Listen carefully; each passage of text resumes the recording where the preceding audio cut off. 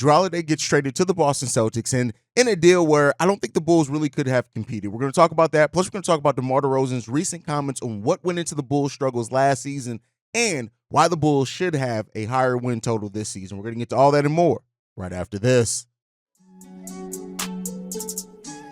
You are now tuned in to Chicago Bulls Central, your number one place for all Chicago Bulls news and content.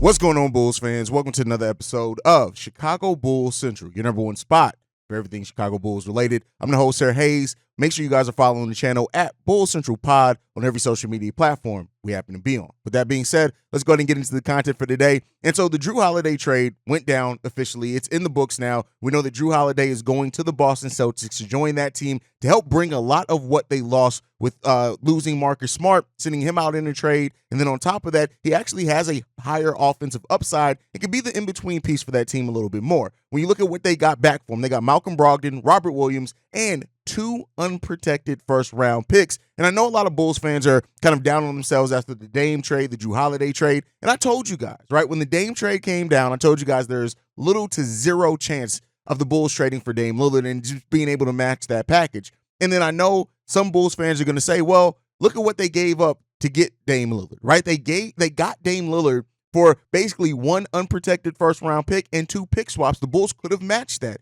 Well, keep in mind, the Blazers knew that they were going to get multiple first-round picks back for Jrue Holiday. And now I didn't expect for them to get a young player like Robert Williams as well as Malcolm Brogdon to match that salary. But again, so you have to look in totality. What they got back for Dame Lillard was basically 3 unprotected first-round picks, 2 pick swaps, right? 2 young big men and a veteran down there who they could look to move in Malcolm Brogdon and get even more back. The Portland Trail Blazers got a hell of a package back when it came for Dame Lillard, and so the Bulls just didn't have the assets to do that. Now with the Jrue Holiday thing, I understand a lot of Bulls fans are kind of down on that, and you know one thing that we do as fans often, and I talk about it here all the time, is we attach our hopes to things that we should know are just long shots. Jrue Holiday, the Bulls trading for Jrue Holiday and what that contract size was always going to be a long shot. And so, you know, I know a lot of people are down on the Bulls, but much like I said when it came to the Milwaukee Bucks, they are competing for very different things than the Chicago Bulls. The Boston Celtics and Milwaukee Bucks, they are trying to stay up with each other, right? They are at the top of the Eastern Conference with championship expectations and aspirations, and the Bulls just aren't there yet and don't have a clear path to get there sooner rather than later. It's going to take some time. And so, no, you know, the Bulls just weren't at that same level. They aren't at that same level as these other teams. Yes, these are 2 teams we played pretty well against last season, right? But do not mistake regular season wins in competition with the overall aspirations of a team. And I've seen a few of you guys talk about the fact of, well, the Milwaukee Bucks got eliminated in the first round. How much different are we really than them? Considerably. They have now 2 generational talents down there on top of role players that complement those generational players pretty well. They are very thin at the bench, right? And we'll see how that rotation ends up shaking out. But listen, while the Bulls, and I wouldn't be surprised if the Bulls still can get some wins against the Boston Celtics and Milwaukee Bucks. But the fact of the matter is, we are not at their level, not yet, in what we're trying to compete for this season. And hopefully at some point soon, you know, AK and Eversley get us there because we deserve to be able to be mentioned with those teams and competing for that level of hopes and aspirations. We deserve that. And I don't mean like we deserve it and like it's just our right, just give it to us. We have to improve our team from top to bottom, and we'll see how that happens over the course of it. Now, with that said, DeMar DeRozan recently made comments when he was speaking to Sportskeeda. He was speaking to Mark Medina there, and he asked DeMar DeRozan about the expectations for the season. And DeMar DeRozan said this: "I think we can accomplish it all. From a lot of mistakes we had and ups and downs last season, it's all about understanding that and knowing how to correct that. That will make us even better than we were last season. We were pretty good, but we were too inconsistent. I think addressing a lot of the flaws that we had last season come next week in training camp will be the start of that. How we correct that will determine how good we can be. I definitely think we can be extremely good." Big confidence coming from the veteran in DeMar DeRozan. Love to see that from him and for this team. And here's what I'll say, right? And I know a lot of Bulls fans are looking at the acquisitions that the Bulls made and comparing it to some and saying, hey, the Bulls didn't get the same level of talent that some of these other teams in the Eastern Conference got, and that's fair, right? But when you look at the Bulls and the things that were surrounding them, right, the fact of how many games they lost when they technically scored more field goals, but because they didn't have consistent three-point shooting, we still lost those games. Javon Carter, Torrey Craig helped that, right? The fact that we don't go for offensive rebounds because we'd rather go up and set up on defense because we don't have the players that really perform well in the half-court defense, Javon Carter and Torrey Craig helped that, right? Now, some of the things that also, the Bulls just didn't play well in the clutch last season. We talked about it. They won 15 games out of, I believe it was 38 games that came down to 5 points or less with the last 5 minutes. 5 points or less in the last 5 minutes. Yeah, that's how the NBA defines clutch. And so, being a better team with a more traditional shooting profile, which is going to open up the floor for DeMar DeRozan. And again, keep in mind, we started off the season with the injured Zach LaVine last season, him starting off. We look at how much better we look with Pat Bev. We are now basically starting this season off with a Pat Bev replacement that is even better defensively and brings that same dog mentality, right? And I've seen some of you guys say, well, we need a facilitating point guard, this and this and this. And Lonzo Ball was never really the facilitating point guard in the half court. In transition, absolutely. And the way that he was able to cause turnovers, get the ball to the open man, him and Alex Caruso, and what they were able to cause in deflections, turnovers, things like that was great. It was amazing to see, and it's something that I really do wish that we still had that aspect of our game. But listen, this team has enough passing. Nikola Vucevic is a really good passing big man. That is why you hear me and other people talk so much about the importance of trying to use Nikola Vucevic from the inside out and really look at what he's able to do, right? Now, Lonzo Ball did give us 5.1 assists. Javon Carter, I think, averaged about 2 assists a game last season, albeit coming off the bench. If he can, up that to about 4 assists per game, it gets us close. With the brand of defense he's able to play, I think the Bulls are going to play better, helps everybody fit into their more natural roles. We have role players that just fit this team better than what we did last season. No longer, even though it's a little concerning hearing Arturas Karnisovas still say that Alex Caruso is going to compete for the starting 4. But outside of that, we should have, more traditional size, right? And with just having Torrey Craig there and what he's able to do, still having Julian Phillips, who we can go to in some cases as well if he shows that, and Billy Donovan relies on him. But even without that, Terry Taylor, who doesn't have the traditional size, can rebound the ball excellently, right? So, we'll see. Can we use Drummond? Do we trust Drummond a little bit better, right? This Bulls team should get more wins. By the nature of regressing to the mean, I should say that the Chicago Bulls lost so many games that we had double-digit leads with, and while no lead is safe in the NBA, at the same time, right, you would think that the Bulls are going to even out, right, and get to the place of, winning more of those games than not, just because of the things that we've added, right? Now, we did have relative amazing health, especially from our core players last year, having 2 out of, I think, the 14 players to play all 82 games last season, and there's going to be some regression to the mean with that as well, right? I don't know if we're going to have the same level of health that we had overall last season, but with the improvements that we made and all that, I still have not mentioned the team or young players taking a step up. If 1 to 2 of these young players take a step up, the ceiling rises even more for the Chicago Bulls. The Bulls are in a good place. And while I mean that in a good place in the fact of the scope of what we're talking about, the Bulls improving from their season last year, there's still going to be a team that has its struggles. It's still going to be a team that has its faults. It's still going to be a team that sometimes loses some tough games, but they're going to win some tough games as well, right? And so, listen, is this the optimal team for what we want and need to have going on? I'm not saying that. We'll see what it has on paper. But, ultimately this team has made improvements. And so hearing somebody like DeMar DeRozan talk about the expectations that he has for this team and the fact that he feels like this team is going to be really good, that's what you want to go in training camp with, right?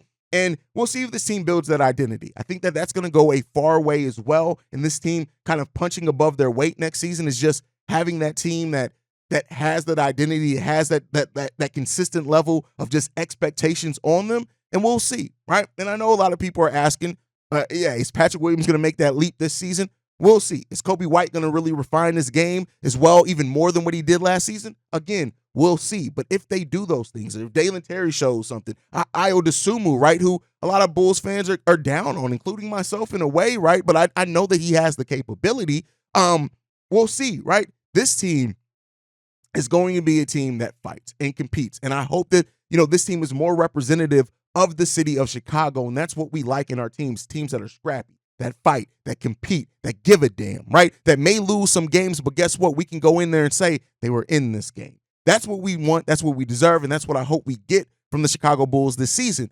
It's media day, guys. It is media day. The unofficial start to the Chicago Bulls season is today, right? We got in 6 days, we'll be talking about Chicago Bulls basketball. I will be having a live stream, right? That's what we're getting back into, and it's amazing to be able to do. We are so excited about what the Chicago Bulls team can have, and this is the unofficial start of the season. It's a jumping off part, and I do think that this team is going to have more wins and more success than what they did last season, and we can then shift to saying, can this be a team that can make some noise in the first round? We'll see if they can get out the first round. That takes a whole different level of competition and things like that. But can this be a team that can compete in the first round more than one game? Can this be a team that takes a step up rather than take a step back, which we did as a team last year, albeit because of the things that we mentioned, right? And that's what you hope to see from this team. I get it. We missed out on trades and Dame Lillard and Jrue Holiday and things like that. And Bulls fans are upset because they want to see that for their team. And I understand those feelings. I understand that. But at the end of the day, right, what this team has bet on is improving in the areas that this team was lacking the most.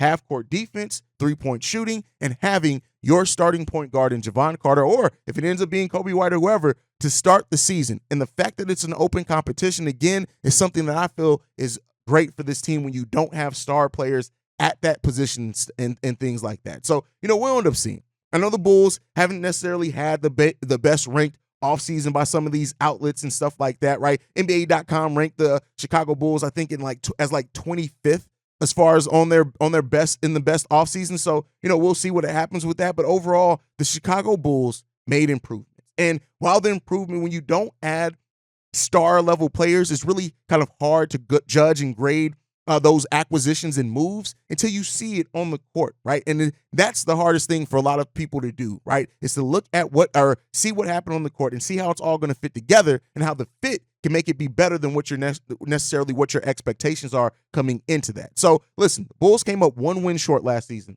of making the playoffs, of the actual playoffs. And this team has improved. And even if this team has to go through the play-in again, listen, teams like Miami didn't improve. What did I talk about, right? That the Jrue Holiday trade could be more detrimental to the Chicago Bulls, depending on if you went to a team like those other middle of the pack Eastern Conference teams, right? Like the Miami Heat, who are absolutely middle of the pack after losing what they lost this offseason, things like that, right? That did not happen. The Chicago Bulls are right there as far as competing in the middle of the pack, right? They are competing probably for a 6 seed, right? Is what I think the ceiling of this team is without seeing them play a single game or minute yet. That's what I kind of expect and think this team is going to be.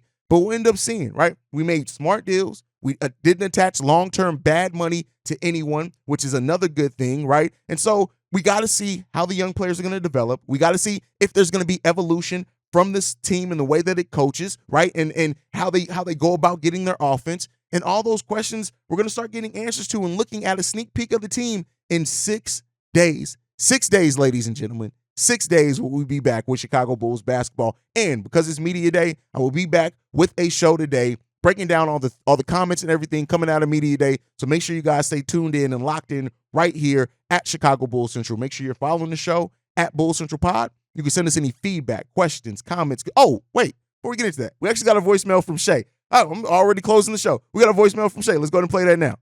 What's up, Haize? Look, I know my last voicemail didn't do so well, but let's ask ourselves this question about this Jrue Holiday thing. Do you really want to trade for somebody that you could possibly get in free agency next offseason or this upcoming offseason or whatever? Don't get me wrong, he's a good player, but he's 33 years old. He's not necessarily an all-star player. 2, we didn't even give that much for Nikola Vucevic. Just 2 players, an Otto Porter Jr. and Wendell Carter Jr. and a first-round pick that turned out to be Franz Wagner. I'm not saying that Jrue Holiday is not worth it, but let's think about it. He's not worth it, especially when all they want is a first-round pick plus some more. I think our best bet, and hell, anybody else's best bet, especially if they're a playoff team, is to wait until free agency, or if the Portland Trail Blazers buy him out this season, which 9 times out of 10, they don't find a trade partner, they will. I feel like this.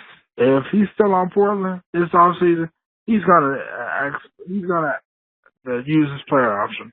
And why give up one or two players when we could easily get this dude in free agents? Now, I'm not saying we could easily do it, but I'm thinking that's what a lot of people are thinking when they see that contract and hearing what Portland wants from for it. Now, look, I'm not saying that we're all that and more, but I'm going to just say this. Unless they're going to take a first-round pick in Lonzo Ball's contract and maybe a future second-round pick, I'm not doing that trade, especially when I know I could get him in free agency for next year. Well, that's just me. Anyway, tell me what you think. Peace. All right, Shay's back on the Jrue Holiday thing and topic, and here's what I'll say. He ended up going to Boston, which, we have that now. So, and I get what you're saying as far as giving up stuff to get Jrue Holiday. And I ultimately think, like I said, when you look at the trade and the trade in totality and what they ultimately got back, it would have been difficult for the Chicago Bulls to match that. It just would have. While we do own all of our first-round picks after 2025, theoretically, as long as that conveys to the Spurs, we own that outright.